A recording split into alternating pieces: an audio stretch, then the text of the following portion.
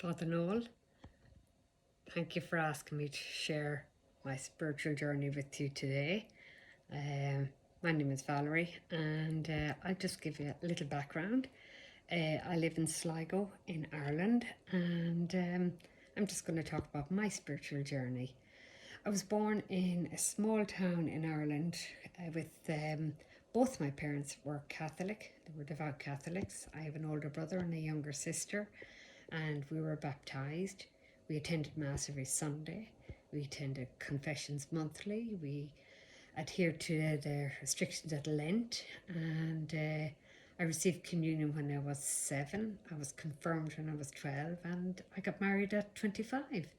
And I attended Mass regularly, and my first brush with spirituality would have been when I was about 12, 13 at a retreat. And I remember, that communication, that would have been the first time I would have, outside the structure of my faith, I would have actively sought communion with my God, and the joy that brought, and the sense that that there was somebody there for me, somebody loved me unconditionally, and that was enough, as I say, that I can remember that so many years later. And so I've always had a good relationship with my God, also with Jesus and with Mary. And as I grew up, I kept my faith. I would have attended Mass, as I say,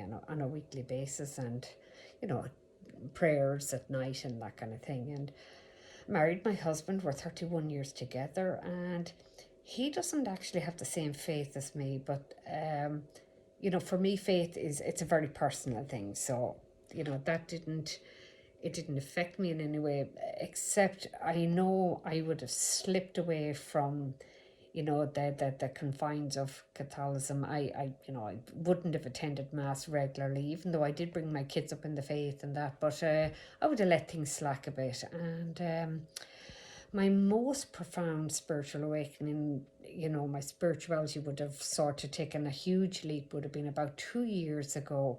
But before that, about 18 years ago, I became involved in a fellowship of sort of healing and living well, a spiritual program. And I embraced the program, at the time. I look back probably to the best of my ability, but not fully the spiritual side of things. I mean, it was sort of half-hearted. I just didn't get the depth of it. And but I suppose I kind of paid it lip service once I got out of it what I wanted. That's as much as I would have put into it. But about 2 years ago, when COVID first hit, then I ended up, I got COVID, so I was off work sick, but I also had a lot of pressures at work. So I had, I suppose, a breakdown, and I was at home isolating, and I just got this urge to I just wanted to get better. And I knew the healing wasn't a physical healing. I knew it was a healing from within, that I was looking for some sort of an emotional healing. And I began to connect through Zoom onto, again, a spiritual group. And I actually found a spiritual program that answered what I was looking for. And I had a huge desire to be close to God. I wanted to serve God. I wanted to do His will. And I realized that, what struck me was, I thought that maybe that God had sort of left me, but I realized at that point that God never left me. God always loved me, was there for me. It was me that had walked away from my God.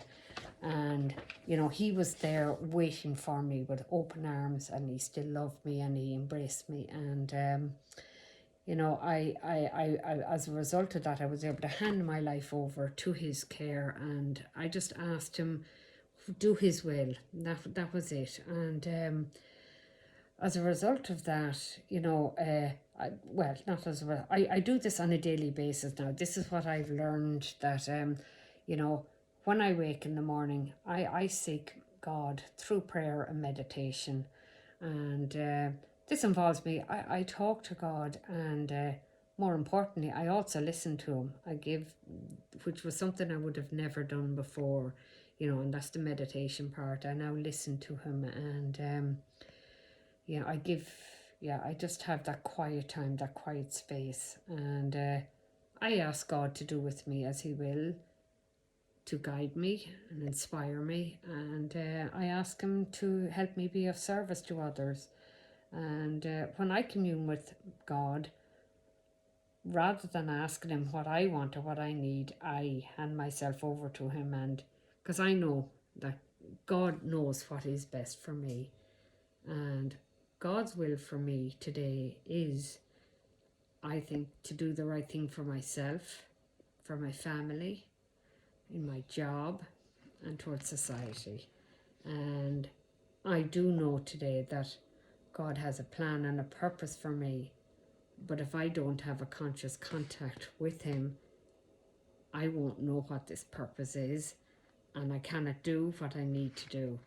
So it's kind of, that's what I do today. That's what I connect with Him. And it's not just a connection, in the morning and at night, and that, like, I try to stay connected, with my God. My spiritual awakening has been a slow transition.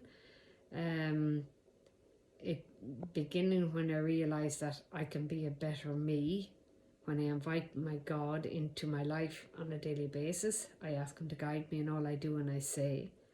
I also ask Him to forgive me when I am wrong or do wrong, and try to make amends. I try to carry God's message by my actions, and I suppose I try and focus on how to help others. And when I pray and when I meditate, it gives me insights. I carry a message in all I do and I say, and and I'm inspired to how I can help others. And I think sometimes just by being me, with God within me, that's how I carry my message. And my spiritual journey is never finished, but it's a great journey, and my God walks beside me one step at a time, all the time. And I am blessed to have God in my life. And thank you for asking me to share, Father Noel.